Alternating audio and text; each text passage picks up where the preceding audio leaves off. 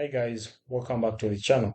In this video, I'll show you how to complete King of the Hill Discord quest.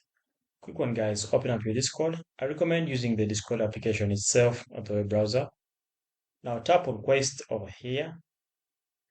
Now you can see guys that you'll see this one which says all quest. Now to complete the King of the Hill Discord quest, you then go ahead and scroll down. Alright, so I'll resize this a bit.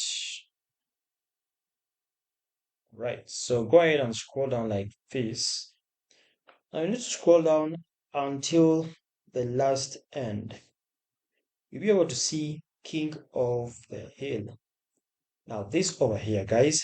So what you're going to do is quite simple. You can first of all watch the 28 seconds. After watching them, then go ahead and play. Now once you finish playing, you then go ahead and click on the claim button. And once you claim it, you'll see it over here in the claimed quest section.